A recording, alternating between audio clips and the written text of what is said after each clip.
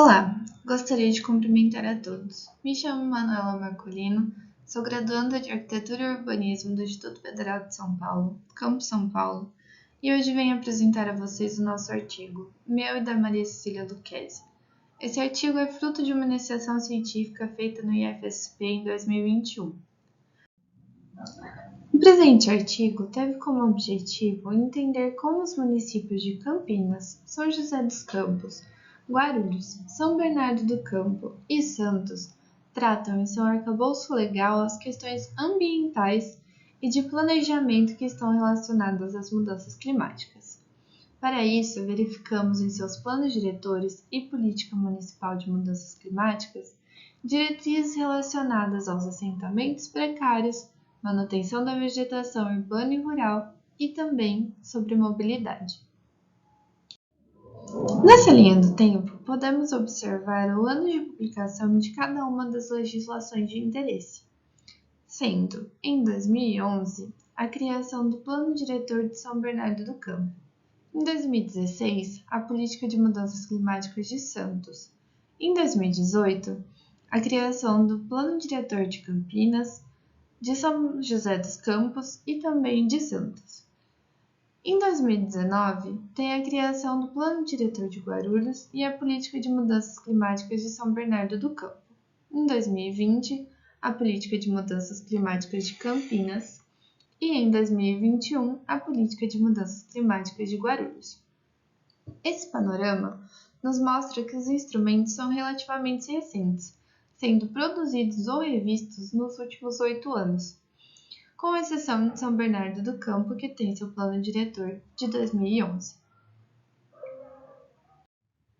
Para a escolha desses municípios, levou-se em consideração algumas similaridades entre eles. Todos são da macrometrópole paulista e são polos das regiões ou sub-regiões em que estão inseridos.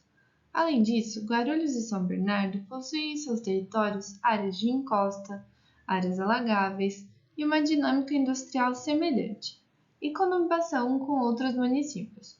Por outro lado, São José dos Campos e Campinas são polos industriais que margeiam importantes rodovias com grande volume de tráfego, que ocasionam grandes congestionamentos. Por fim, Santos se destaca pela sua posição geográfica, que gera desafios específicos relacionados ao aumento do nível do mar.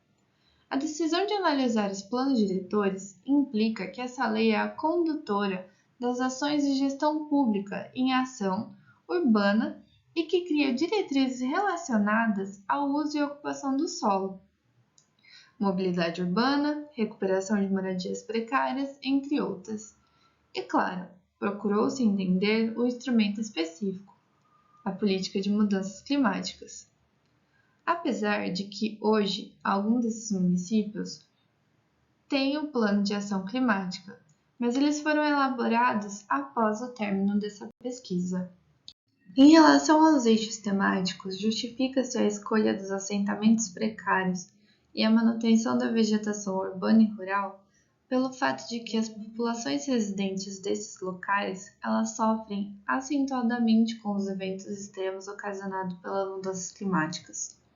Um contraponto é que essa população ocupa áreas que são geralmente de proteção ambiental, o que causa o desmatamento das áreas e assim reduz a cobertura vegetal, o que é um importante fator da absorção de carbono da atmosfera, um dos gases do efeito estufa. Quanto ao tema da mobilidade, dialoga diretamente com a emissão dos gases do efeito estufa, proveniente da queima dos combustíveis fósseis por parte dos veículos automotores. Agora, tratando especificamente sobre o que foi encontrado dentro da legislação, começando pelos assentamentos precários, o que se esperava encontrar é que houvessem diretrizes que proporcionem uma habitação adequada a essas pessoas já assentadas, ocupando principalmente as áreas centrais urbanas já adensadas e também estruturadas, ou em alguns casos em que a regularização fundiária possa ser uma opção, contanto que essas áreas estejam fora de risco de deslizamentos de terra, soterramentos, ou seja, se a área for segura, podemos regularizar. Dentro desse tema, 2 planos diretores tiveram destaque. O de Guarulhos, que possui diretrizes ao incentivo ao adensamento das áreas centrais já urbanizadas, aplicação de multa a imóveis que não cumprem a sua função social de moradia e também um incentivo à implementação de HIS. Outro destaque se dá a São Bernardo do Campo, que apresenta diretrizes sobre regularização fundiária de assentamentos, mas deixando bem claro que essa regularização só acontece se a área não oferece risco à vida. Ou seja, vamos manter as famílias só se essas áreas tiverem segurança, salubridade e sustentabilidade ambiental.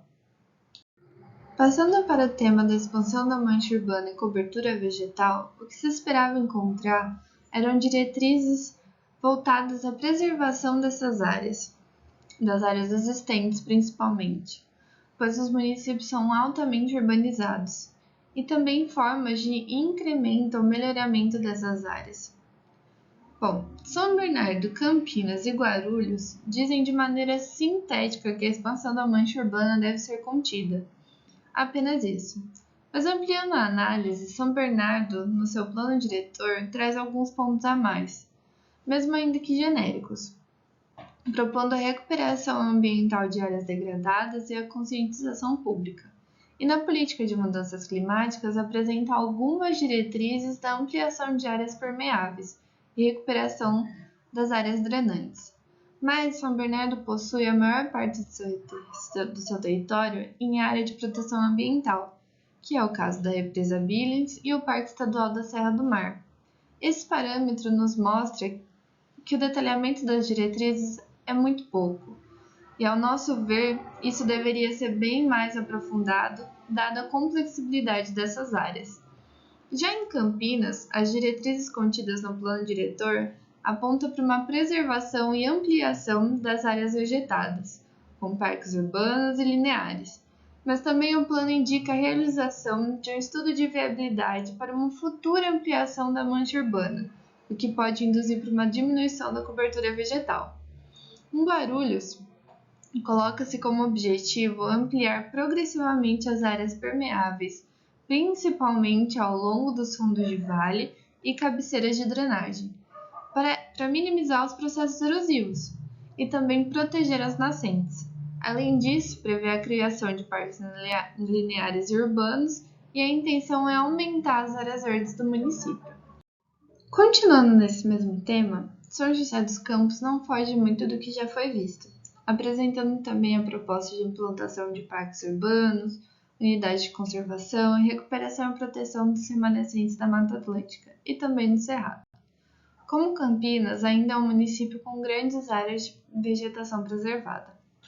Já no município de Santos, o plano diretor define uma área de expansão urbana que avança sobre a área do mangue, diminuindo esse ecossistema. Por outro lado, delimita áreas de proteção que protegem o sopé da serra e também a Mata Atlântica, mas no geral não há outras diretrizes que visem a proteção ou o aumento das áreas vegetadas. Quando se trata de mobilidade, os municípios compartilham algumas diretrizes, como, por exemplo, a importância e a necessidade da diminuição dos gases do efeito estufa, que são provenientes da queima dos combustíveis fósseis, e, por consequência, a intenção de mudar a matriz energética utilizada pelo transporte público. Além disso, todos visam uma integração de modais, a fim de reduzir o tempo de deslocamento e o incentivo à mobilidade ativa, ou seja, a pé ou de bicicleta. Mais especificamente, alguns municípios trazem umas diretrizes mais detalhadas, que é o caso de São Bernardo, que pretende coibir a ampliação de vagas de estacionamento nas ruas e que fez um convênio com o governo do estado para a criação e implantação de BRT, mas que nos parece que pretende ser mais um VLP, que significa veículo leve sobre pneus em calha elevada. Já Santos cita que pretende criar rotas preferenciais para pedestres, enquanto Campinas prevê a elaboração de um plano estrutural de transporte coletivo. Já São José dos Campos possui um plano de mobilidade e um sistema cicloviário estrutural, e que em 2021 estava testando um corredor exclusivo de ônibus elétrico. Como já foi falado, Santos apresenta algumas especificidades por conta da sua posição geográfica, que ocupa a região costeira. E isso significa que algumas diretrizes devem ser diferenciadas e merecem muito mais atenção. O aumento do nível das marés, ou ressacas, se torna um dos maiores desafios e, para mitigar tal problema, seus planos prevêem um monitoramento em tempo real desses eventos oceânicos a fim de antecipar a população e também tomar algumas medidas. Além disso, conta com um planejamento urbano voltado para implementar medidas preventivas ou corretivas relacionadas ao aumento do nível do mar. Por fim, ao estudarmos esses instrumentos municipais, observamos que, de maneira geral, eles são bem genéricos e não possuem diretrizes específicas que guiem a sua implantação, principalmente aonde eles serão aplicados dentro do território municipal. Também os planos diretores se mostram bem genéricos e dificultam o acompanhamento comunitário. Mas ao longo da pesquisa, podemos perceber que cada município se destaca em um determinado tema, mesmo da forma que não esperávamos, tendo em vista suas características socioeconômicas e ambientais. Mas aqui damos o destaque a Santos, que apresenta uma política de mudanças climáticas melhor estruturada e que mostra um conhecimento prévio e mais embasado sobre os riscos a serem enfrentados, e assim cria diretrizes mais concretas para a mitigação e adaptação da cidade. Aqui agradeço a atenção de todos e espero que o trabalho possa contribuir com o estudo em relação aos instrumentos municipais e a questão climática. Muito obrigada!